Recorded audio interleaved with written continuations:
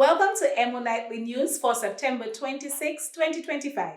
I am your presenter, Soana Benjamin. And I'm Rick Francis. In the headlines this evening, PM Skerrit advocates for urgent educational reform at OECS Ministers of Education meeting.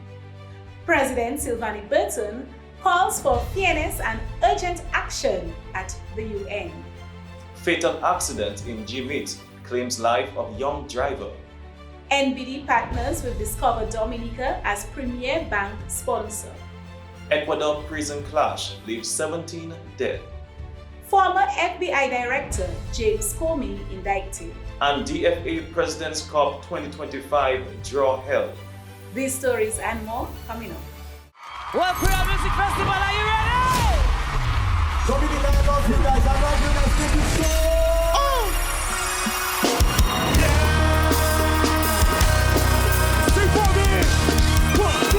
She want that she said that she get like she like that she want it. Let's go!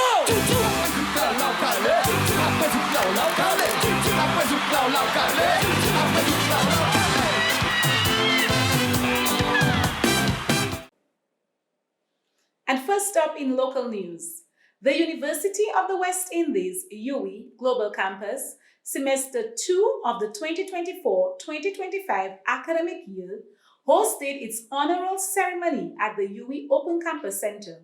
Over 60 students received certificates in recognition of their hard work.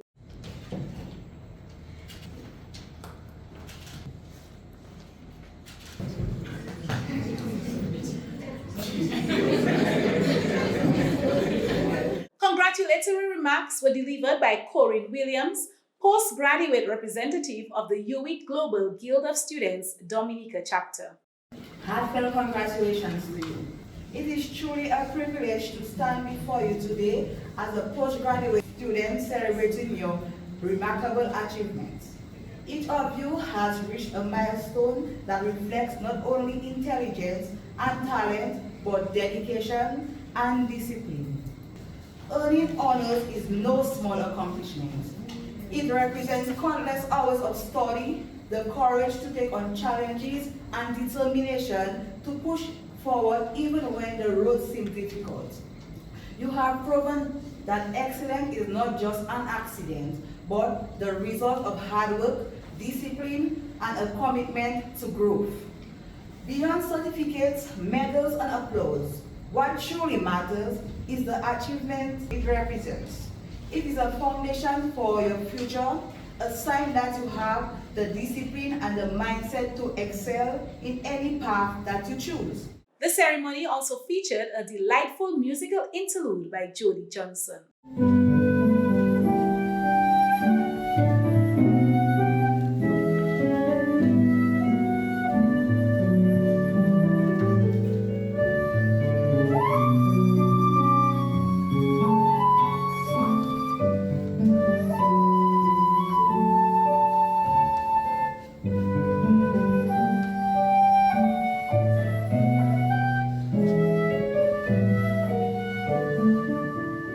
EmoNews congratulates all the honorees.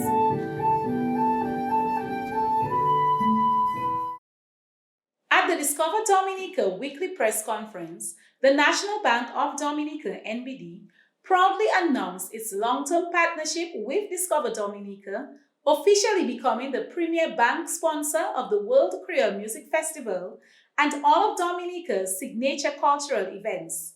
From flagship festivals such as the World Creole Music Festival, Mas Dominique, Jazz and Creole, to community favorites like Tea Village, Breakfast Fete, and Village Carnivals, NBD reaffirmed its commitment to supporting the island's culture, tourism, sports, and the arts. The bank emphasized that this partnership goes beyond sponsorship. It is also about investing in the blue economy, in MSMEs, financial education, and inclusion, while helping to preserve Dominica's heritage for future generations. Let's hear from Marketing and Corporate Communication Officer Michelle Joseph.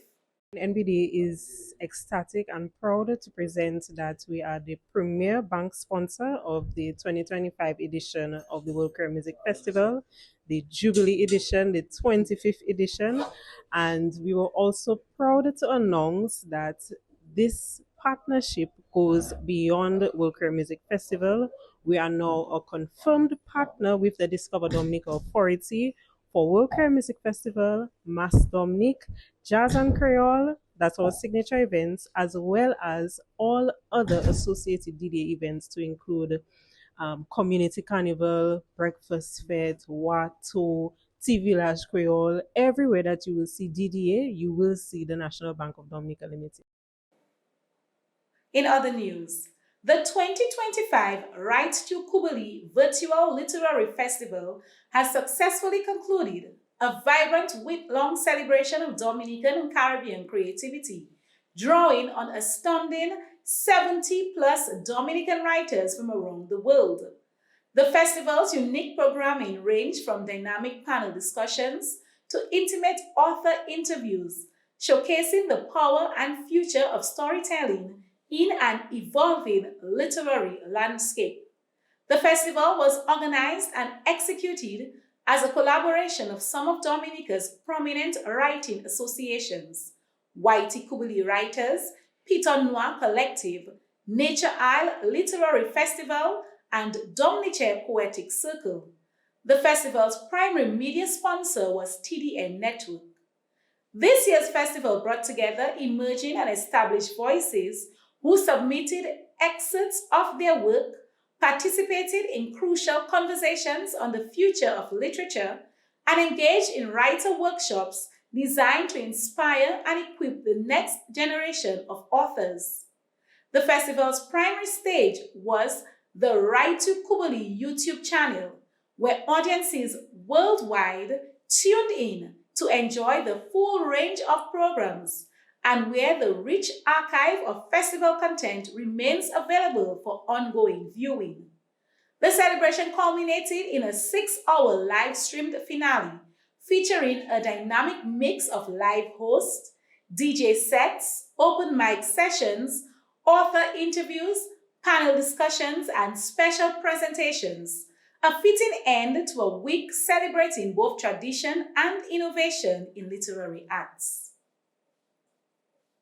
In more local news, Prime Minister of Dominica, Honorable Roosevelt Skerrit, addressed the opening of the 10th Council of Ministers of Education meeting at the State House Conference Room. The gathering was held under the theme From Vision to Action, Building Resilience and Inclusive Education Systems for a Digital Future Through Empowered Teaching. In his remarks, Prime Minister Skerrit underscored the urgent need for education reform across the region. He noted that while access to information has drastically changed with the advent of the internet, education systems must now focus more on instilling values, critical thinking, and national pride among students. The Prime Minister pointed to several challenges, including the lack of adequately trained mathematics teachers, reduced classroom time for core subjects such as maths and English, and the neglect of cultural and civic education. He stressed that dramatic reform is necessary, not minor adjustments. The curriculum. And when you talk about maths, part of the challenge we have with maths is that we're not training enough math teachers. Secondly, we have diluted the time that we ascribe to teaching of maths and English language in the schools, because we've added everything. Things that are supposed to be the core of the school system, whether it's art, whether it's music, whether it's dancing, whether it's physical education, we've not taken them and make them subjects. So we have to find the time within the 8 to 1 period to have a tuition for them. So maths, in my days at secondary school, I would have taught English every single day. And twice a week, double period. Today, maybe if you have a double period a week, you're lucky. Same as math. We're not putting enough time in the math, and we're not putting enough time in the core subjects at the preschool level, at the primary school level, because if we do not have proper tuition of math at the preschool and primary school level, We cannot expect to have different results at the secondary and tertiary levels.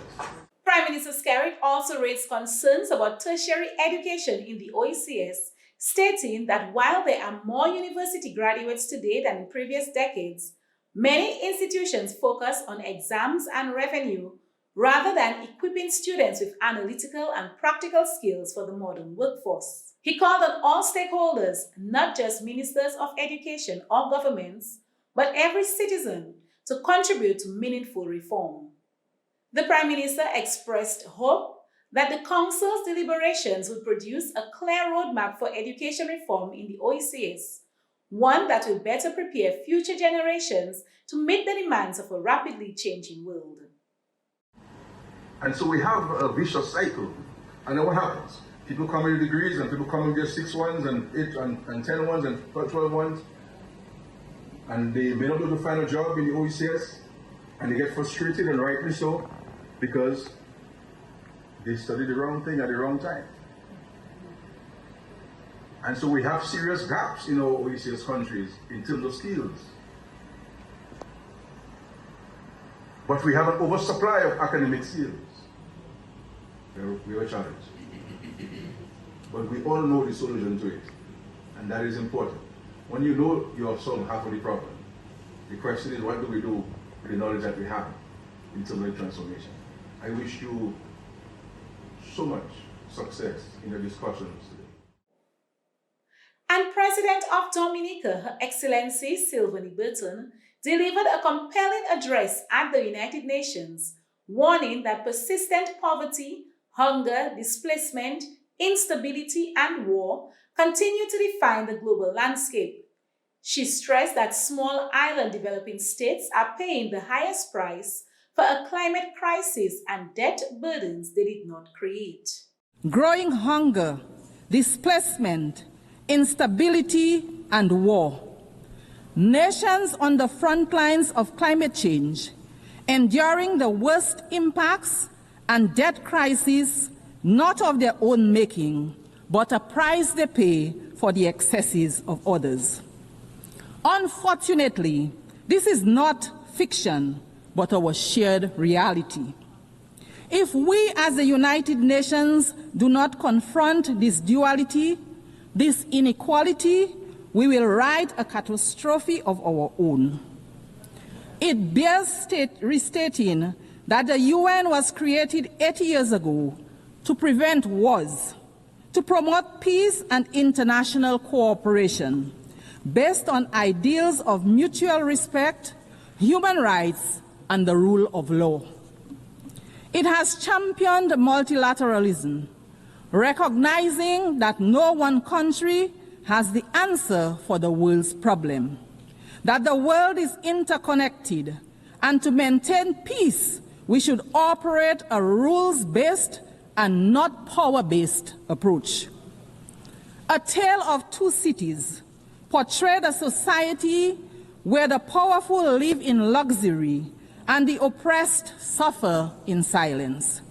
We can take heed of the warning that we glean from Dickens' work, that injustice should not be ignored, that when powerful nations impose their will on the less powerful without accountability or regard for the rule of law, they plant seeds of discord and future unrest. Highlighting the devastating impact of climate change, she criticized the slow pace of climate negotiations and underfunding of adaptation and mitigation efforts, despite the existential risk faced by vulnerable nations like Dominica.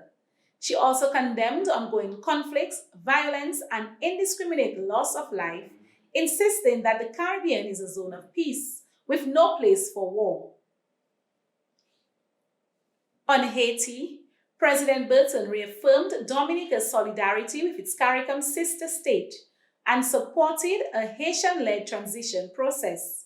She called on the UN to provide full backing for systemic change that ensures peace and stability for the Haitian people. The government of Dominica remains convinced that our sister CARICOM state, Haiti, faces major challenges today, in part because of the glorious contribution Haiti made to the quest for justice and freedom in our region and the world. Indeed, the current complexion of this august body would have been unimaginable without the heroic struggles of the Haitians. As such, the crisis in Haiti is much more than a Caribbean crisis, and its solution requires a united response and the support of the United Nations to resolve. In more local news, some sad news as a motor vehicle accident in Jimit on Thursday shortly after 1 p.m. claimed the life of a young man. The victim, identified as Sonel Louis-Jeune, a Haitian national residing in Massac, was driving a concrete truck at the time of the incident. The exact cause of the accident remains unknown. Authorities continue to investigate. EmoNews extends deepest condolences to the family and friends of the deceased during this difficult time. Earlier this week, Prime Minister Roosevelt Skerrit announced that Loic Charles, Assistant Secretary-Treasurer of the Dominica Association of Persons with Disabilities, DAPD, has been appointed Special Assistant to the Prime Minister on matters of youth and disability. Charles, who is legally blind but exceptionally talented, will officially assume his new role on October 1st. In a brief interview with EmoNews, Charles expressed his excitement and outlined his vision for the position. He shared that his focus will be on amplifying the voices of young people and persons with disabilities, advocating for inclusion, and ensuring that their concerns are represented at the highest levels of government. Hi everyone, my name is Emmeline Anselm of EmoNews, and I am so elated, I'm so happy to be here with Loic Charles. Recently we heard that the Prime Minister made an announcement where Loic will serve in his ministry, and we are here with Loic, who is going to tell us how he feels about this announcement. Loic, how are you? I'm fine, thanks, Emo, and you? I'm great. How do you feel today? Well, I feel elated and honored. It's been a long time coming, but you know, as they say, good things come to those who wait, and I have faith and patience. That's the two things I have. So I'm very elated for the results. You received that call from the office of the Prime Minister. Where were you? What did he tell you? I mean, just tell us about that experience. Well, I got the notification that he was interested, and I myself had gone to an event on Saturday where the Prime Minister was also present, where I asked a question which resulted in him responding that, you know, well, we will, as a matter of fact, starting October 1st, you will be employed at the office of the Prime Minister. That was very, very, very exciting for me. You know, my family, when I told them, they were, you know, very excited. Family and friends, you know, everybody is looking forward to this, you know, this new journey in my life with me. So tell us about Loic. I'm the first blind student to go through the entire education system in Dominica, from preschool to Dominica State College. And furthermore, I went to university and I hold a bachelor's degree in sociology with a minor in business marketing. And also, something that some people may not know about me is that I'm a musician. How would you use that position to help others with disability? Well, the first thing on the agenda of ours is to really put into action the Convention on the Rights of Persons with Disabilities. This is a very important document which, you know, details basically our need and lack of just basic human rights happening in Dominica and around the world. That's why this convention was written up, and so we're going to be focusing on that. As we know, Dominica has signed off on that convention as well, so we're focusing on not only just having it on paper, but having it implemented into the system in actuality, so that persons with disabilities can benefit from it, be it through employment, be it through education, and other, you know, means of ways of life. If you had one message for someone who has a disability, what would you say to them? Well, I have a message for everyone, not just someone with disabilities. And my message is to just, keep your faith, keep working hard. Hard work pays off. I can say that I'm a living testament to that. And so, yes, I just want to remind people to keep a strong faith in God, in a higher power, and ensure that you always, faith without works is dead. Just remember that. Are you excited about October? I am excited about October. I mean, it's a role that I'm willing to fulfill. It's a role that I'm looking forward to, working in. So yes, I'm excited. Thank you so much, Loic, for talking to EmoNews, and we want to wish you all the best. Thank you so much, Emo. It's my pleasure. Charles also noted that he is eager to work closely with youth groups, disability organizations, and government agencies to create opportunities that promote empowerment, independence, and active participation in national development. Meanwhile, Director of the DAPD welcomed this announcement. I honestly felt good. It was a good feeling because that is something we have been pushing for employment, especially for Louis Charles, given his abilities and educational skills. Like he said, he went through the mainstream education from preschool to university, and he came back in 2022, and since then he has been seeking employment. So that news was very, very, very went on very, very well with us. DAPD has been looking with Louis from preschool until now, and Loic presently is on our board of directors, and we are very proud of him.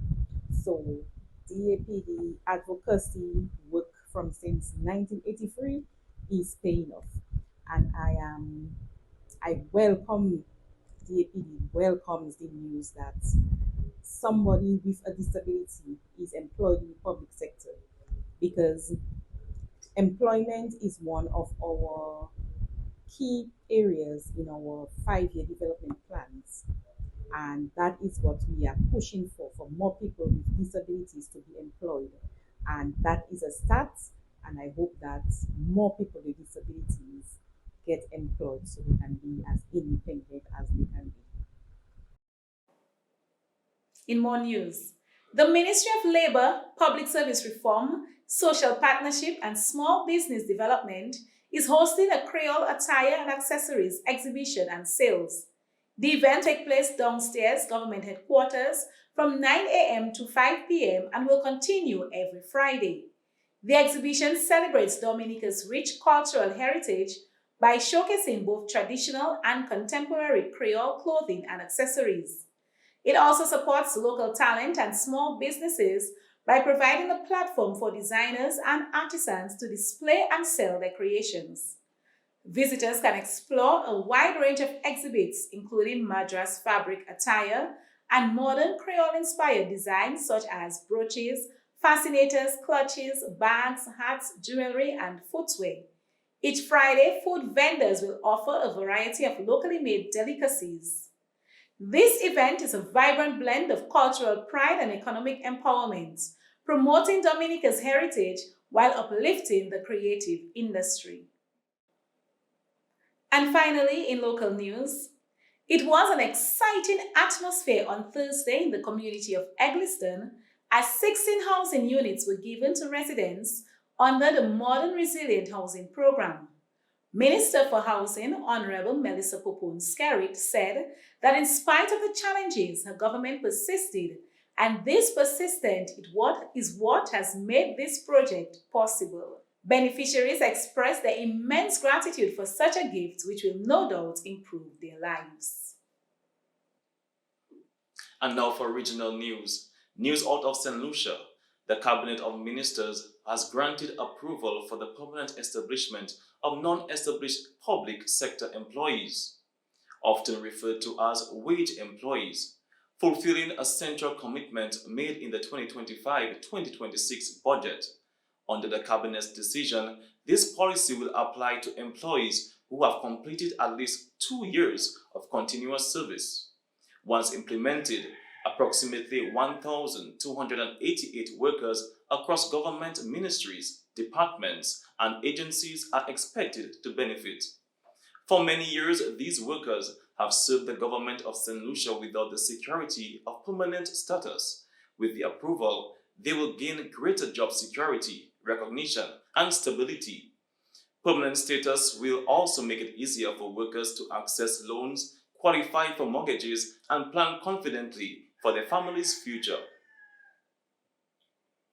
And news coming from Guyana, UN Secretary General Antonio Guterres met with Dr. Mohamed Irfan Ali, President of the Cooperative Republic of Guyana, on Thursday. The Secretary General congratulated President Ali on his recent re-election for a second term and wished him continued success in advancing Guyana's remarkable progress. The discussions covered recent regional developments, including matters in the South Caribbean Sea, as well as topics such as artificial intelligence, gender equality, and Guyana's efforts in forest and biodiversity conservation. President Ali briefed the Secretary General on the situation with Venezuela, particularly the upcoming ICJ case concerning the border dispute. The Secretary General commended Guyana for its strong and principled role in the UN Security Council. And now for international news. At least 17 inmates were killed in a violent clash between rival gangs at a prison in Esmeraldas, Ecuador. Police confirmed Thursday. Authorities said the violence was ordered by the Los Tigueranos gang against members of Los Lobos, Los Colones, and unaffiliated prisoners. The clashes began after inmates stole cell keys, enabling them to ambush others in outer cells. Police launched a security operation and warned the death toll may rise as bodies are recovered. The incident came just 3 days after 14 inmates and a prison guard were killed in a separate outbreak of violence at Macala Prison in El Oro province. Since 2021, more than 500 inmates have died in Ecuador's prisons, despite ongoing military and police deployments under a state of internal armed conflict. Former FBI Director James Comey has indicated Thursday on charges of making a false statement and obstructing a congressional proceeding, stemming from his 2020 testimony before the Senate Judiciary Committee. Comey has denied wrongdoing. The indictment follows calls from former President Donald Trump for Comey's prosecution. Trump praised the move, calling Comey one of the worst human beings on social media. Comey responded in a video denying the charges and affirming his confidence in the judicial process, saying, "We will not leave on our knees." Comey faces up to 5 years in prison if convicted. His arraignment is scheduled for October 9 before U.S. District Judge Michael S. Nakumoff, following his indictment on charges of false statements and obstruction.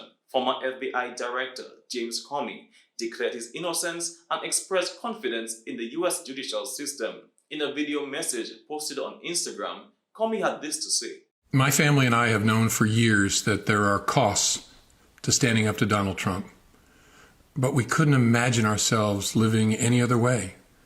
We will not live on our knees, and you shouldn't either.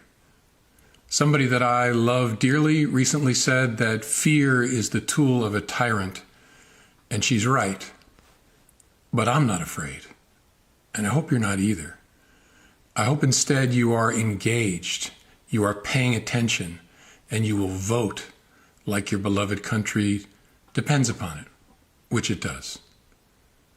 My heart is broken for the Department of Justice, but I have great confidence in the federal judicial system, and I'm innocent.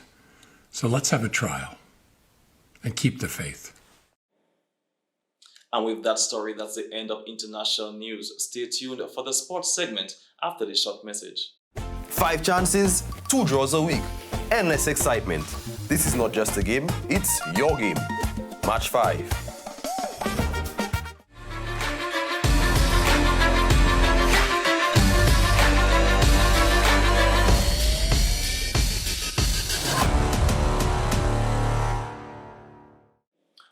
the sports segment. DFA President's Cup 2025 draw was held. The Dominica Football Association, DFA, held the draw for the DFA President's Cup 2025 on Thursday, September 25th. Sports enthusiast Gavin Richards spun the wheel to determine the match fixtures, revealing the results for the upcoming tournament. It's going to be a very straightforward procedure. We will load the teams. Like Mr. Lawrence said, we're using the technology today, so we're going to be putting everything into the wheel, and we'll just spin, as simple as clicking as that. So right now we will load the Premier League clubs, and we just do it again just to ensure that it's being as random as possible. And now we go through the spinning process. So the first spin. Spin number 1. Sajiko Southeast.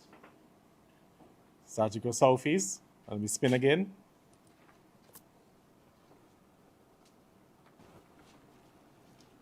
Harlem SC.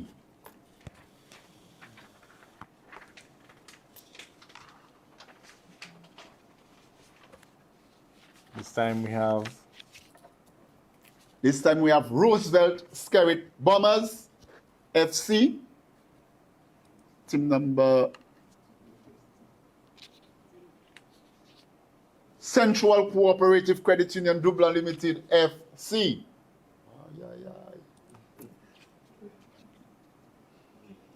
DSFC. Belfast Estate Mao Soca Strikers.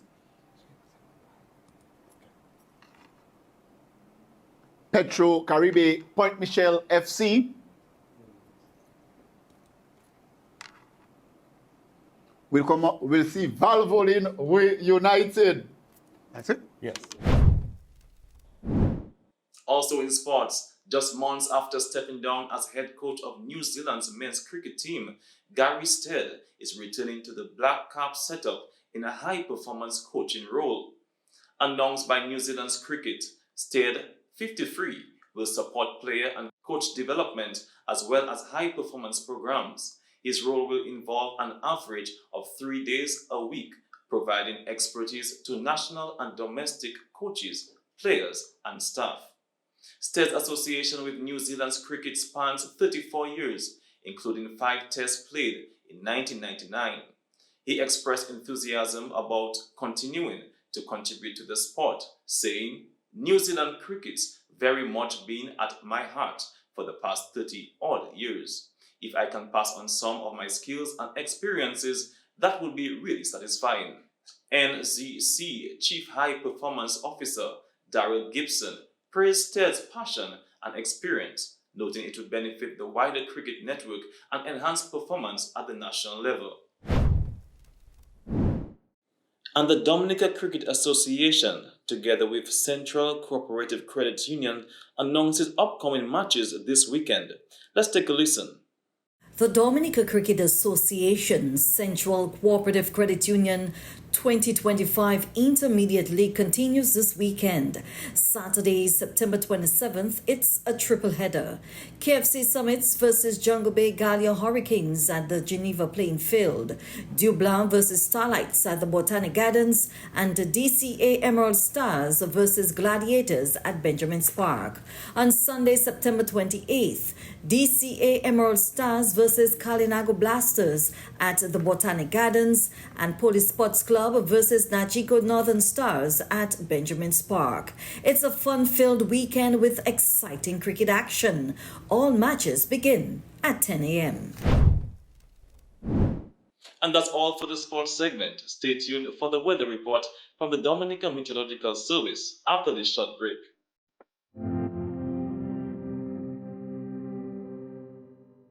I raised up in a poor family, I would say. So it was always my dream. I said that's the first thing I want to achieve after settling into a job. I want to own a home. Biggest fear, I would say, on a little salary, you want to build a home. Who is going to give you a loan to build a home on a little salary? So that was my biggest fear.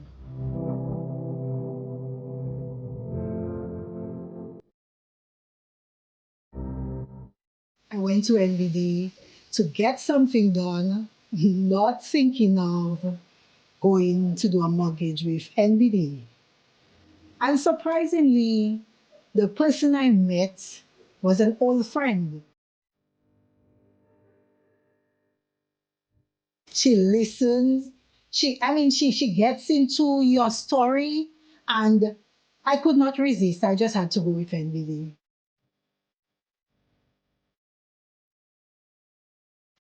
My home building journey was a smooth one. I had good builders, and when you can trust certain people with your money, because we see what happened now when you give people your money to build. But these people were people I could trust.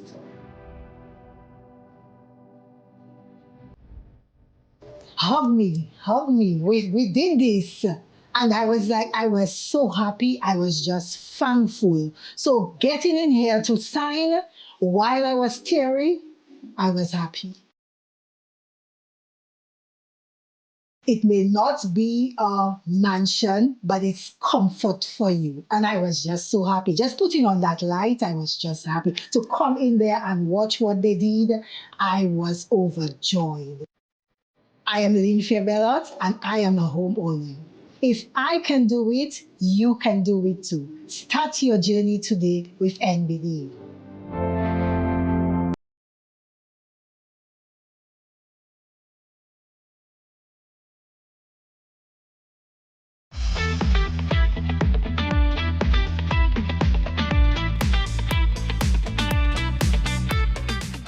Welcome to the weather broadcast for today, Friday, the 26th of September 2025.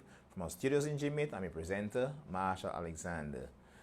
This morning at 5 a.m. we had Hurricane Humberto develop. We have Dominica here in the green circle, and this system is over 400 miles to the northeast of the northern Leeward Islands here, and it's continuing to move in a northwesterly direction, continuing to move away from the area. Again, we have Dominica here in the green circle, and this hurricane is projected to become a major hurricane during the weekend. Now let's take a look at the moisture. Here we can see the moisture associated with Hurricane Humberto as it continues to move away from the region. We have Dominica here in the green circle. However, we are concerned about this area of moisture which continues to move closer to the island of Dominica, and this is expected to result in unstable weather conditions, and this could result in some blow-ups of showers and thunderstorms mainly during the afternoon period, and that could happen sometime during tomorrow afternoon, tomorrow Saturday, and into Sunday. And this will be followed by a relatively gradual drying out of the atmosphere as this system continues to move away from the area. Again, Dominica in the green circle here, and also we have a tropical wave somewhere around 2,000 miles to the east of Les Antilles. We will be monitoring this one as well as its far in the Atlantic Ocean. Now, taking a look at satellite imagery, here we can see the movement of Hurricane Humberto as it continues to spiral, moving towards the northwest. We have Dominica here in the green circle, and this is the area of cloudiness here associated with the tail end of Hurricane Humberto, which is pulling moisture to the north and encroaching or moving closer to the island of Dominica here. And out here we have some of the cloudiness associated with a tropical wave out in the far eastern Atlantic Ocean. Now, Dominica did experience a few blow-ups of clouds. That's mainly across the interior of the island during today. However, generally few conditions were experienced, particularly during the morning period. And taking a look at radar imagery and what it indicated, a few showers, sporadic showers can be seen across the area, with Dominica experienced some showers mainly across the central portion or the central regions of Dominica. Now, tonight's weather is expected to be fair to occasionally cloudy, with a few scattered showers and a slight chance of isolated thunderstorms. Temperatures are expected to be down to 24 degrees Celsius on the coast and 23 degrees Celsius in the interior. And for the weekend, we're expecting conditions to be fair at first, becoming increasingly cloudy with scattered showers and light to moderate scattered showers, which could be heavy at times during the afternoon, and the chance of isolated thunderstorms. And that is expected on Saturday as well as Sunday, as we have this area of moisture moving closer to the region. High temperatures can be expected throughout Saturday and into Sunday as well, and this would encourage the blow-up of showers and thunderstorms across the island, and this would be encouraged together with light winds. And Sea conditions are expected to be slight to moderate, with waves picking up to 5 feet throughout the 3-day period. High tide tomorrow will be at 7:54 a.m. and 7:15 p.m. and low tide will be at 1:53 a.m. and 12:45 p.m. Sunrise tomorrow will be at 5:55 a.m. and sunset will be at 5:58 p.m. Again, stay informed, stay safe, as we are expecting to see some blobs of clouds with some showers and thunderstorm activity possible during the afternoons due to light winds and surface heating. So again, stay informed, stay safe, as we are in hurricane season. Visit our Facebook page and also Instagram by searching Dominica Met, and also follow us. Visit our website at www.weather.gov.dm. Thank you for joining me. Stay safe, have a good weekend, and continue to monitor. This has been Emo Nightly News for September 26, 2025. I am your presenter, Anna Benjamin. And I'm Rick Francis. Also, a lot of activities is happening this weekend in Dominica. Activities like Titiwi Festival at Layo. Yeah. Flavors of the World at the Windsor Park Sports Stadium. Yeah. And also not forgetting Fête Pebouche. Remember, drink responsibly, drive safely, and have a good weekend.